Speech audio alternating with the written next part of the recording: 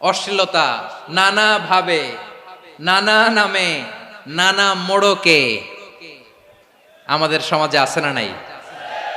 সংস্কৃতির নামে, ফ্যাশনের নামে, বিনোদনের নামে, উপন্যাসের নামে, কনসার্টের নামে অশ্লীলতা আছে না নাই?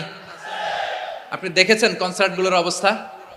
এই যে আতিফ আসলাম যে আসছে আমাদের দেশে, তারপর কে কে আসছে, আমাদের তরুণ তরুণীরা, আমাদের যুবক যুবতীরা, আমাদের জেনজিরা, কি অবস্থা ওইখানে? হ্যাঁ, কি অবস্থা? কে বাঁচাবে ওদের? কে রক্ষা করবে ওদের ইমানের, ওদের চরিত্রের হেফাজতের গ্যারান্টি কে দিবে? কনসার্টের নামে অশ্লীলতা আছে না নাই? ছেলে মেয়ে একে অপরকে জড়ায় ধরতেছে, একে অপরকে চুমু খাচ্ছে প্রকাশ্যে, দিবালোকে, গণমানুষের সামনে। আল্লাহ তাআলা এই অশ্লীলতা থেকে আমাদেরকে বেঁচে থাকতে বলেছেন, বেঁচে থাকতে বলেছেন। রূপালী জগতের নামে অশ্লীলতা আছে না নাই? এই টার্মটা আপনারা জানেন না? রূপালী জগৎ কি জগৎ? আসলে কি রূপালী জগৎ না অন্ধকার জগৎ? আমার বোনেরা, আপনাদেরকে যে কি বলে তারা বুঝায়, রূপালী জগৎ শুনেই আপনি ভরকে যাবেন না। রূপালী জগতে যে নারী যত বেশি উলঙ্গ, সে নাকি তত বেশি সাহসী। জানেন? বলে এটা একটা সাহসী নারী, খুব সাহসী পদক্ষেপ তার। যত বেশি শরীর থেকে কাপড় নামাতে পারবে, যত বেশি বস্ত্রহীন হয়ে নিজেকে প্রেজেন্ট করতে পারবে, সে নাকি তত বেশি সাহসী। আমার চট্টলার ভাইয়েরা, শয়তানের প্রথম এজেন্ডা ছিল বনি আদমকে বস্ত্রহীন করা। সে আদম এবং হাওয়া আলাইহিস সালামকে নিষিদ্ধ গাছের ফল খাইয়ে তাদেরকে বস্ত্রহীন করেছে। এই জামিনেও সে আমাদেরকে বস্ত্রহীন করতে চাইবে। এই রূপালী জগতের নামে তারা এটা করে। আমার প্রিয় বোনেরা, আপনি জানেন না আপনার দাম কত? ওরা আপনাদেরকে বিজ্ঞাপনের সস্তা পণ্য বানাতে চায়। ওরা আপনাদেরকে ওদের ভোগের লিপসার টুলস বানাতে চায়।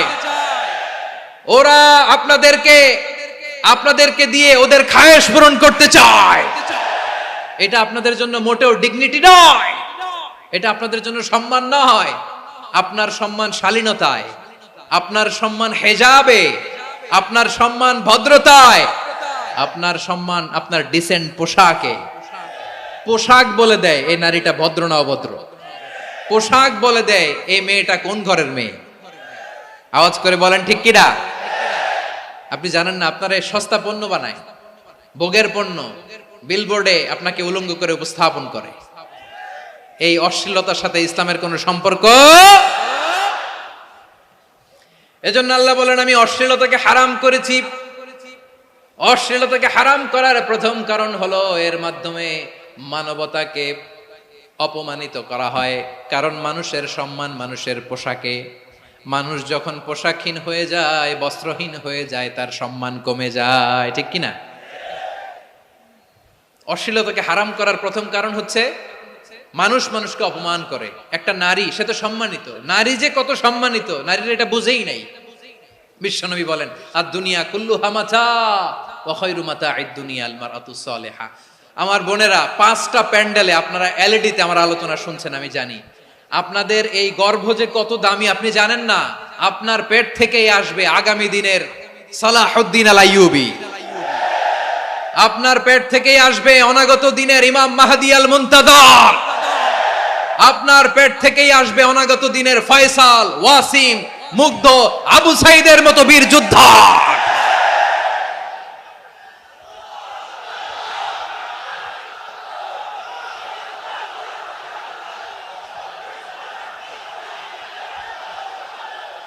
আমার প্রিয় বোনেরা, আমার প্রিয় বোনেরা, বিশ্বনবীর কথার ওজন খেয়াল করেন। আর দুনিয়া কুল্লুহা মাতা ওয়া খায়রু মাতা'আদ দুনিয়াল মারআতুস সালিহা। দুনিয়ার সবকিছুই অ্যাসেট, এর মধ্যে সবচেয়ে দামি অ্যাসেট নেককার নারী। আপনার গর্ভ যে কত দামি আপনি জানেন না। নিজের সময়টাকে কাজে লাগান, কোরআন পড়েন, সুন্নাহ পড়েন। আপনার অনেক দায়িত্ব ঘরে। You are the MD of your family. একটা family it's a very big institution. পরিবার একটা অনেক বড় প্রতিষ্ঠান। and you are the MD of your institution. আপনি এই পরিবারের MD, managing director of your family. এখানে আপনার কত দায়িত্ব। আপনি ছেলে মেয়েদেরকে তারবিয়া করবেন, আপনি আপনার স্বামীর জন্য ঘরটার জান্নাতের নীর বানাবেন, আপনার জন্য জান্নাতের ডুপ্লেক্স বাড়ি ওইখানে তৈরি করে রাখবে কে? আপনি যে কত দামি আপনি জানেন না। নারীদেরকে আল্লাহ বানিয়েছেন উচ্চতর করে, নিম্নতর নয়। নারীদেরকে ছোট্ট জিনিস দিলে এটারে বড় করে দেয়। নারীদেরকে ভ্রূণ দিলে, শুক্রাণু দিলে নারী এটারে বাচ্চা বাচ্চা হিসেবে উপহার দেয়, ঠিক কিনা? বিয়ের মাধ্যমে স্বামী যখন তার শুক্রাণু তার স্ত্রীকে উপহার দেয়, স্ত্রী রিটার্নে কি উপহার দেয়? ফুল ফর্ম বেবি, মানব সন্তান। দেখছেন, আপনি দিলেন একটু, উনি দিছে বিশাল। আপনি যদি নারীকে বাজার এনে দেন, নারী এটাকে সুস্বাদু খাবারে রূপান্তর করে দেয়। আপনি তাকে একটা মুচকি হাসি দিয়ে দেন, সে তার কলিজা দিয়ে দেয়। কিন্তু যদি আপনি তার মনে কষ্ট দেন, সে আপনার জীবনকে জাহান্নাম বানায়া দেয়। খবর আছে, নারীর মন বুঝতে পারলে নেয়ামত, বুঝতে না পারলে কিয়ামত, ঠিক কিনা বলে? কত দামি আপনি জানেন না, জানেন না আপনি কত দামি, অনেক দামি আপনি। আপনাদেরকে যেন ভোগের সস্তা পণ্য বানাতে না পারে, আপনাদেরকে সচেতন থাকতে হবে, সজাগ থাকতে হবে, কনসার্ন থাকতে হবে। শয়তানের ওই হাতছানির দিকে আর নজর দেওয়া যাবে না। তাহলে কেন আল্লাহ তাআলা এই ফাহশা অশ্লীলতাকে হারাম করলেন? এক নাম্বার, এতে হিউম্যান ডিগনিটি কমে। দুই নাম্বার, এতে মানুষের অধিকার নষ্ট হয়। আপনি বিয়ে করেছেন, এরে পরকিয়া করেন, ওর সাথে এরকম আছে না নাই? স্ত্রীর অধিকার নষ্ট করেছেন। আপনি বিবাহ সম্পর্কে আবদ্ধ হয়েছেন তার সাথে, আপনি পরকিয়া করেন ওই ছেলের সাথে, আপনি আপনার হাজবেন্ডের সাথে বিট্রে করেছেন। এজন্য আল্লাহ অশ্লীলতাকে হারাম করেছেন। অশ্লীলতাকে হারাম করার আরেকটা কারণ হচ্ছে আল্লাহ তাআলা এই হিউম্যান জেনারেশনকে এটাকে প্রিজার্ভ করতে চায়। হিফজুন নাসল, এটা মাকাসিদুশ শরিয়ার অনেক গুরুত্বপূর্ণ একটা মাকাসিদ, অনেক গুরুত্বপূর্ণ। আপনার নাসল, আপনার জেনারেশনকে সংরক্ষণ করা। এই যে আসতেছে ফেব্রুয়ারি, কত ফেব্রুয়ারি জানো? এটা কি বিশ্ব ভালোবাসা দিবস? হ্যাঁ, কি দিবস? এই বিশ্ব ভালোবাসা দিবসের সাথে মুসলমানদের কোনো সম্পর্ক নাই। আমার প্রিয় ভাইরা, এই যে আপনি অবৈধ সম্পর্কে জড়ালেন, কেন আল্লাহ অশ্লীলতাকে হারাম করেছে দেখেন। বলতেছিলাম যে এটা আপনার নাসল, আপনার জেনারেশন, আপনার লিনিয়েজ, আপনার বংশকে প্রিজার্ভ করা। কে কার বাবা, কে কার মা, বাবা মা জানা, প্রজন্মকে প্রিজার্ভ করা, এটা ইসলাম ওয়াজিব করে দিয়েছে। এই যে অবৈধ সম্পর্কের কারণে, বিশ্ব বেহায়া দিবসের কারণে, এগুলোর আউটকাম, আউটপুট হিসেবে মাঝে মাঝে ঢাকা মেডিকেলের ডাস্টবিনে নবজাতকের বাচ্চার কান্নার আওয়াজ শুনতে পাওয়া যায়। চট্টগ্রাম মেডিকেলের ডাস্টবিনে নবজাতকের কান্না শুনতে পাওয়া যায়। বীর চট্টলার মুসলমানেরা বুঝতে পারলে আওয়াজ করে বলেন, এই যে চট্টগ্রাম মেডিকেলে যে নবজাতকটা পাওয়া গেল, ওর বাবাকে আমাকে বলেন, ওর বাবাকে, ওর মাকে, ও কোন ফ্যামিলির সন্তান কেউ জানে? আপনি হিউম্যান ডিগনিটিকে অপমান করেছেন না? আপনি তার ভবিষ্যৎকে অন্ধকার করেছেন না? আপনি তার লিনিয়েজকে প্রশ্নবিদ্ধ করে দিয়েছেন না?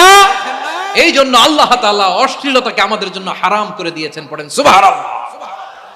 এই জন্য রাব্বুল আলামিন বলেন, কুল ইন্নামা হারামা রাব্বিয়াল ফাওয়াহিশা মা যাহারা মিনহা ওয়া মা বাতান। প্রকাশ্য অপ্রকাশ্য সব অশ্লীলতাকে হারাম ঘোষণা করে দিয়েছে কে? আবার দুনিয়ার বুকে যারা অশ্লীলতার প্রসার করে তাদের জন্য শাস্তি মজুদ রেখেছে কে? রাব্বুল আলামিন বলেন, ইন্নাল্লাযীনা ইউহিব্বুনা আন তাশিআল ফাহিশাতু ফিল্লাযীনা আমানু লাহুম আযাবুন আলীমুন ফিদ দুনিয়া ওয়াল আখিরাতি ওয়াল্লাহু ইয়ালামু ওয়া আনতুম লা তা'লামুন। নিশ্চয়ই যারা বিশ্বাসীদের মাঝে অশ্লীলতার প্রচার প্রসার করতে চায় তাদের জন্য আমি মর্মন্তুদ শাস্তি প্রস্তুত করে রেখেছি, দুনিয়াতেও রেখেছি, আখিরাতেও রেখেছি। ঘোষণাটা কার? যারাই নাটকের নামে, সিনেমার নামে, রূপালী জগতের নামে, মুভির নামে, ওটিটি প্ল্যাটফর্মের নামে আমার সমাজে অশ্লীলতা ছড়াতে চায় তাদের জন্য কঠিন মর্মন্তুদ শাস্তি মজুদ রেখে দিয়েছে কে? ও আমার বোনেরা, এখনো আপনি জাগবেন না? এখনো আপনার চিন্তার দুয়ারে এখনো নাড়া পড়ে নাই? ওরা আপনাকে উলঙ্গ বানাতে চায়, ওরা আপনাকে আইটেম গার্ল বানাতে চায়। এজন্য ইসলাম অশ্লীলতাকে হারাম করেছে। হারাম। ইসলাম বলেছে যোজন যোজন দূরে থাকো, ওরা বলে না কাছে আসো, কাছে আসার গল্প, ক্লোজ আপ ওয়ান, কাছে আসার গল্প আছে না নাই? চট্টগ্রামে তো এগুলো নাই মাশাআল্লাহ। হ্যাঁ, এখানেও আছে ক্লোজ আপ ওয়ান, কাছে আসার গল্প। আল্লাহ বলেন ওয়ালা তাকরাবুজ জিনা, কাছেও এসো না, জিনা থেকে যোজন যোজন কিলো দূরে থাকো, ওরা বলে কাছে আসার গল্প। আমার বীর চট্টলার ভাইয়েরা, কাছে আসতে হলে আমরা কোরআনের কাছে আসব, কাছে আসতে হলে নবীর কাছে আসব, কাছে আসার গল্প হবে আমার রবের কাছে আসার গল্প। চিল্লায় বলো ঠিক কিনা?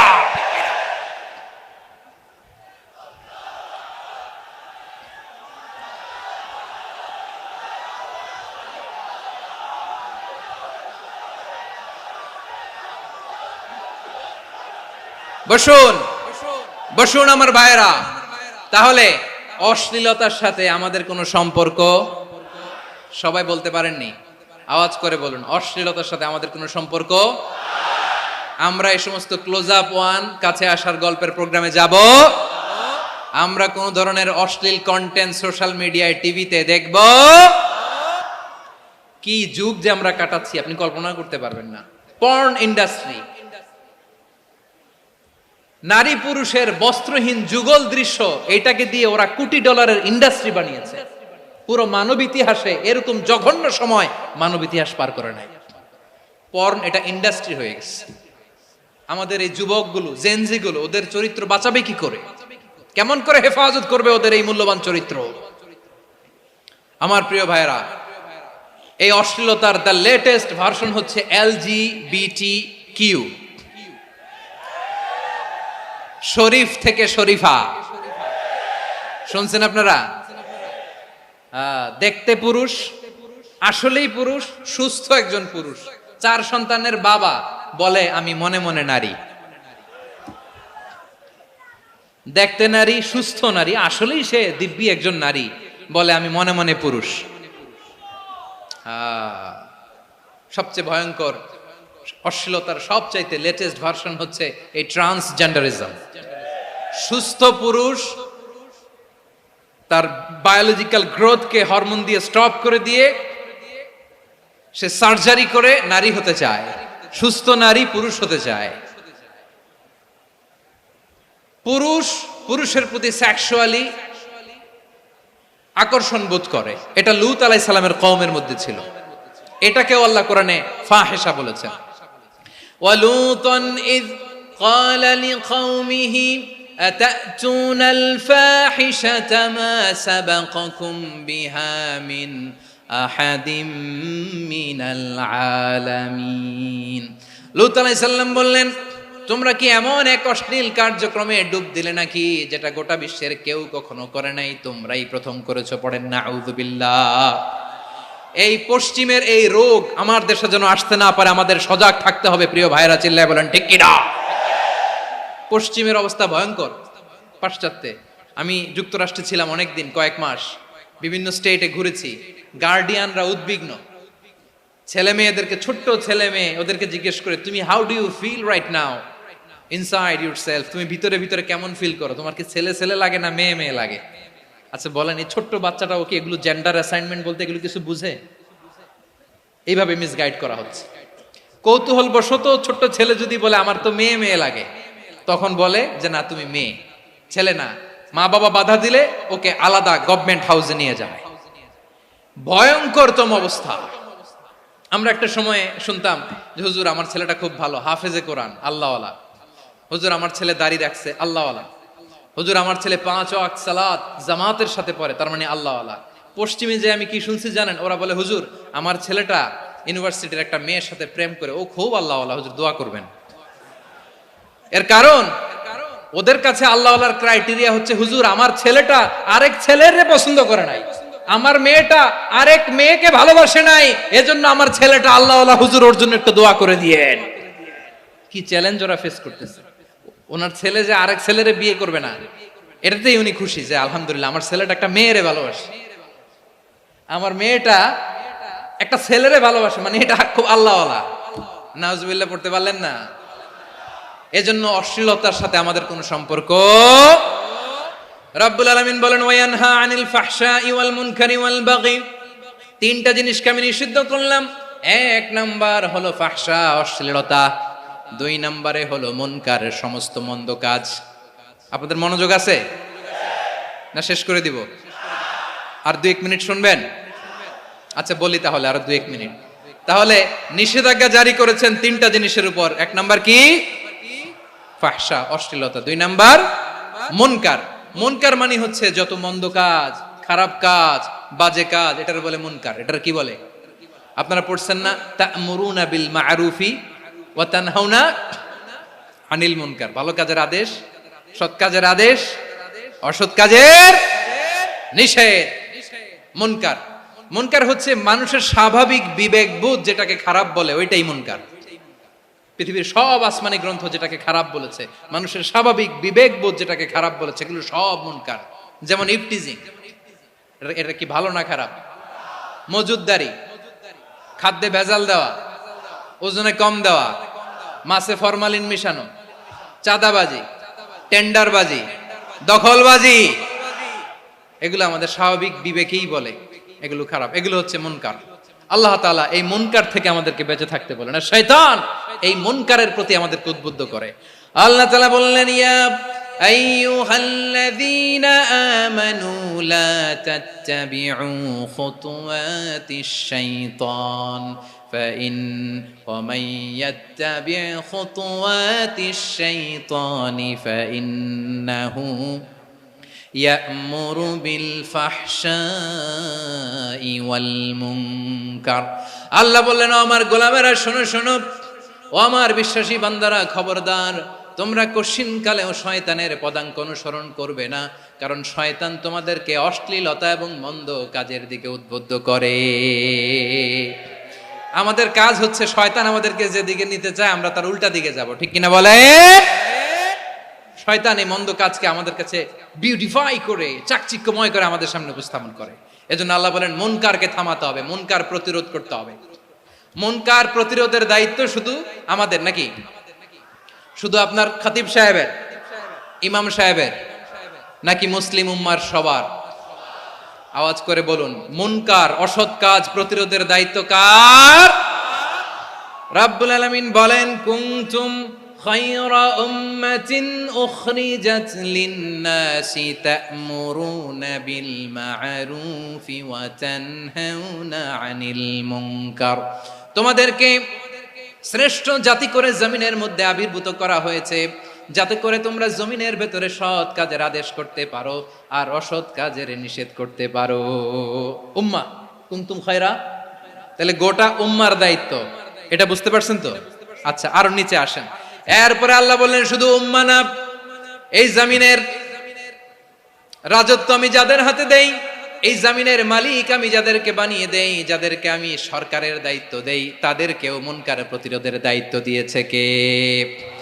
আল্লাহ বলেন, যারা ক্ষমতার মসনদে বসেছে তাদেরকে 4 দফা কর্মসূচি আমি আল্লাহ দিলাম। আওয়াজ করে বলেন, কয় দফা? আল্লাহ বলেন, আল্লাযীনা ইম্মাক্কান্নাহুম ফিল আরদি আকামুস সালাতা ওয়া আতাউয যাকাতা ওয়া আমারু বিল মা'রুফি ওয়া নাহাউ আনিল মুনকার ওয়ালিল্লাহি আকিবাতুল উমুর। যারা এই জমিনের উত্তরাধিকার হয়েছে তারা 4 দফা কর্মসূচি নিয়ে সামনে আগাবা। সালাত কায়েম করবা, যাকাত আদায় করবা, সৎ কাজের আদেশ দিবা, অসৎ কাজ থেকে মুনকার প্রতিরোধ করবা। আদেশটা কার? আমার প্রিয় চট্টলার ভাইরা, পুরো উম্মার দায়িত্ব মুনকার প্রতিরোধ করা, সরকার প্রধানের দায়িত্ব মুনকার প্রতিরোধ করা। এরপর আল্লাহ বলেন, প্রতিটা ফ্যামিলির যিনি প্রধান, সিইও, বাবা, প্রত্যেক বাবারও দায়িত্ব এই মুনকার প্রতিরোধ করা। আওয়াজ করে বলেন ঠিক কিনা? যেমনটি সাইয়েদনা লোকমান আলাইহিস সালাম ওনার কলিজার টুকরা সন্তানকে আদেশ করেছেন, ইয়া বুনাইয়া আকিমিস সালাতা ওয়া'মুর বিল মা'রুফি ওয়ানহা আনিল মুনকার। পড়েন সুবহানাল্লাহ। বাবা ছেলেকে সবক দিচ্ছে, কে সবক দিচ্ছে? কাকে? লোকমান আলাইহিস সালাম ছেলেকে বলতেছে, ওরে আমার কলিজার টুকরা সন্তান, ওরে আমার বাছা, নামাজ কায়েম করবা, সৎ কাজের আদেশ দিবা, আর মুনকার প্রতিরোধ করবা, অসৎ কাজ, সমাজ থেকে খারাপ কাজকে ঝেঁটে বিদায় করে দিবা। তাহলে দেখেন, আমি স্টেপ বাই স্টেপ নামলাম। পুরা উম্মার দায়িত্ব, জমিনের উত্তরাধিকারী আল্লাহ যাদেরকে বানিয়েছেন সরকার, তাদের দায়িত্ব, প্রতিটি ফ্যামিলির প্রধানের দায়িত্ব, এরপরে বিশ্বনবী বলেন সচেতন প্রতিটি মুসলিমের দায়িত্ব সমাজ থেকে মুনকারকে উৎখাত করা। বিশ্বনবী বলেছেন, মান রাআ মিনকুম মুনকারান ফালিয়ুগাইয়িরহু বিয়াদিহি ফাইন লাম ইয়াস্তাতি ফাবিলিসানিহি ওয়া ইন লাম ইয়াস্তাতি ফাবিকলবিহি ওয়া যালিকা আযআফুল ঈমান। সমাজে যে মুনকার দেখবে, খারাপ কাজ দেখবে, সে যেন হাত দিয়ে সেটাকে থামায়। কি দিয়ে? আপনাদের তো হাত নাই না? হাত আছে, হাত আছে। ওরা যেই হাত দিয়ে অন্যায় করে ওইটা প্রতিরোধের জন্য আমাদেরও হাত আছে না নাই? থামাতে হবে, থামাতে হবে।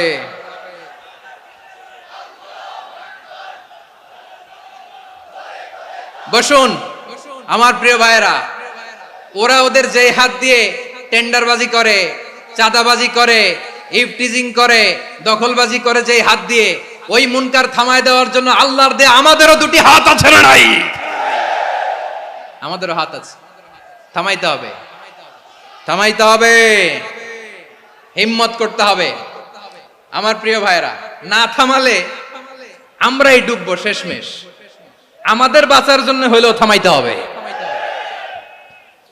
রব্বুল আলামিন বলেন, ওয়াত্তাকু ফিতনাতাল লা তুসিবান্নাল্লাযীনা যালামু মিনকুম খাসসা। ও আমার গোলামেরা, ওই আযাবকে ভয় করো যে আযাব যখন আমি জমিনের বুকে পাঠাই, শুধু জালেমদেরকেই মারি না, আলেমদেরকেও মারি। আযাব যখন আসে তখন শুধু জালিমই মরে না, আলেমও মরে। জানেন, মুসা আলাইহিস সালামের পায়ে একবার একটা লাল পোকা কামড় দিয়েছে, লাল পিঁপড়া। লাল পিঁপড়া কামড় দিলে খুব আরাম লাগে না? কি লাগে? হ্যাঁ, জ্বলে না? লাল একটা পিঁপড়া কামড় দিছে, তো উনি রেগে মেগে পাশি দেখে লাল পিঁপড়ার বাসা, পা দিয়ে ডলে মুছে সবগুলো পিঁপড়া মেরে ফেলছে। এই ঘটনাটা আল্লাহ ঘটিয়েছেন এজন্য। মুসা আলাইহিস সালাম ছিলেন কালিমুল্লাহ, সরাসরি আল্লাহর সাথে কথা বলতেন। তিনি আল্লাহকে জিজ্ঞেস করেছিলেন, আল্লাহ তুমি যখন কোনো জনপদে আযাব পাঠাও, শাস্তি দাও, ওখানকার শুধু জালেমরাই তো মরে না, ভালো মানুষগুলাও মরে, তো আযাব দিবা মুশরিকদের উপর দিবা, অবাধ্যদের উপর দিবা, ভালো মানুষগুলারে মারো কেন? আল্লাহ বললেন, মুসা তোমার যে কামড় দিছিল পায়ের মধ্যে পিঁপড়া, কয়টা পিঁপড়া? জোরে বলেন। একটা পিঁপড়া, তো সবগুলারে মারলা কেন? রেগে মেগে পুরো পিঁপড়ার বাসা ভেঙে ম্যাসাকার করলা কেন? এই মুসা, আমি যখন অ্যাকশনে যাই, আমি যখন শাস্তি দেই, তখন এত বাস বিচার করা হয় না, বাস বিচার করা যায় না। যখন অ্যাকশনে যাওয়া হয়, ওইটা ডাইরেক্ট অ্যাকশন হয়ে যায়। চিল্লায় বলো ঠিক কি না? এজন্য আমাদের বাঁচার জন্য হলেও এই পাপ থামাতে হবে, এই শয়তানের অট্টহাসি থামাতে হবে, অন্যায় অপরাধ সমাজ থেকে আমাদের থামাতে হবে। কারণ আযাব আসলে ওরাও মরবে, আমরাও মরব। একটা জাহাজ 2 তলা, আপনি আছেন 2য় তলায়, শুনতেছেন? শুনতেছেন? জাহাজ কয় তলা? আপনি কোন তলায়? 2য় তলায়। নিচের তলার কিছু লোক জাহাজের তলা ছিদ্র করতে আরম্ভ করছে। কি ছিদ্র করতেছে? আচ্ছা, জাহাজের তলা ছিদ্র করলে তলা দিয়ে কি ঢুকে? এখন আপনি যদি বলেন আমার কি, আমি তো 2 তলায়, আমার কি, আমি তো সেফ, আমি ইন দ্য সেফ জোন, আমি তো ভালো আছি, আমি তো ভালো আছি, ওরা ছিদ্র করে ওরা মরবে। আসলে কি শুধু ওরা মরবে, নাকি তলা ফুটো হলে ভিতরে পানি ঢুকলে আপনারও শরীর সমাধি হবে? তলা দিয়ে যখন পানি ঢুকবে, জাহাজ ঢুকলে আপনিও মরবেন। এজন্য নিজে মরার আগে ওই পাগলগুলোর নিচতলায় যে থামাতে হবে। চিল্লায় বলেন ঠিক কি না? এজন্য আল্লাহ বললেন, মুনকার প্রতিরোধের দায়িত্ব সমাজের টপ টু বটম সবার। পুরো উম্মার দায়িত্ব, সরকার প্রধানের দায়িত্ব, প্রতিটি ফ্যামিলির প্রধান বাবার দায়িত্ব। বিশ্বনবী বললেন প্রতিটি সচেতন মুসলিমের দায়িত্ব। এজন্য মুনকার প্রতিরোধ করার দরকার আছে না নাই? সমাজে এই যে ইফটিজিং হয়, আপনার বোনের বয়সী একটা মেয়েকে কিছু বখাটে টিটকারি করে, এই বলে সেই বলে, নোংরা কথা বলে, রাস্তায় দেখেও আপনি পাশ দিয়ে না দেখার মতো চলে যান কেন? আপনি দাঁড়ান না কেন? আপনি দাঁড়ালেই তো থেমে যাবে, কারণ সত্যের যে শক্তি তার সামনে মিথ্যা মুখ থুবড়ে পড়ে। আপনার সামনে ও কিছুই না, নাথিং। আপনি দাঁড়ান, ওকে প্রশ্ন করেন যে আমার বোনকে তুমি ডিস্টার্ব করো কেন? আপনাকে দেখে আরো 5 জন দাঁড়াবে, 5 জনকে দেখে আরো 10 জন দাঁড়াবে। আমাদের নীরবতা আর আমাদের নিশ্চুপ থাকাই জালিমদেরকে আরো শক্তিশালী জালিম বানিয়েছে। এজন্য মুনকার প্রতিরোধের দায়িত্ব আমাদের সবার। টেন্ডারবাজি, চাঁদাবাজি, দুর্নীতি, অপরাধ, দখলদারিত্ব, মজুদদারি, এগুলো সব কিছু একসাথে প্রতিরোধ করতে হবে, ঠিক কিনা বলেন? একটা মানবিক সমাজ যদি চাই, প্রতিরোধ করতে হবে। প্রিয় ভাইয়েরা, আল্লাহর শপথ নিয়ে বলি, এই নাসিহাত গুলো সবার জন্য, সব দলের জন্য, সব মতের মানুষের জন্য। আমরা কোনো দলের প্রতি মানুষকে ডাকি না, আমরা ডাকি ইসলামের দিকে। সব দলের, সব মতের, সব মানুষদেরকে আমরা আহ্বান জানাই, আসুন আমরা একটা সুন্দর সমাজ বিনির্মাণ করি। এই যে নতুন বাংলাদেশের এক সুযোগ এসেছে, আর জীবনে হয়তো আসবে না, সামনের 100 বছরে এই সময় আসবে না। আসুন দেশটাকে আমরা সাজাই, আসুন আমরা দুর্নীতি বন্ধ করি, আসুন আমরা চাঁদাবাজি বন্ধ করি, আসুন আমরা দখলদারিত্ব বন্ধ করি, আসুন আমরা এক দল আরেক দলকে নিশ্চিহ্ন করার যে রাজনীতি, এটা বন্ধ করি। সব দলের প্রতি আমার আহ্বান। আমি কিছুদিন আগে একটা নিউজ দেখলাম, ওই যে লন্ডনে বসে জনাব তারেক রহমান সাহেবকে আমি ধন্যবাদ দিতে চাই। উনি সংবাদ শোনা মাত্রই ওনার দলের অনেক চাঁদাবাজকে উনি বহিষ্কার করেছে। I do appreciate. প্রতিটি দলের এরকম ইনিশিয়েটিভ নেওয়ার দরকার আছে না নাই? যে কোনো দলে এই প্র্যাকটিসটা থাকার দরকার আছে না নাই? চাঁদাবাজদের সাথে আপনারা নিজেদেরকে মুক্ত ঘোষণা করবেন যে এরা আমার দলের কর্মী হতে পারে না। আমরা চাঁদাবাজ মুক্ত বাংলাদেশ চাই, জুলুম মুক্ত বাংলাদেশ চাই, ফ্যাসিজম মুক্ত বাংলাদেশ চাই, গুণ খুন খারাপি মুক্ত বাংলাদেশ চাই। আমরা নতুন ভোরের বাংলাদেশ চাই। ওই বাংলাদেশ পাওয়ার জন্য মুনকার প্রতিরোধে, অন্যায় প্রতিরোধে যদি বাঘের বাচ্চার মতো, আবু সাইদের মতো 2 হাত উঁচু করে, বুককে টান টান করে প্রসারিত করে দাঁড়াতে হয়, রাজি আছো মুসলমান? কারা কারা রাজি? আল্লাহকে হাত দেখিয়ে প্রতিজ্ঞা করো।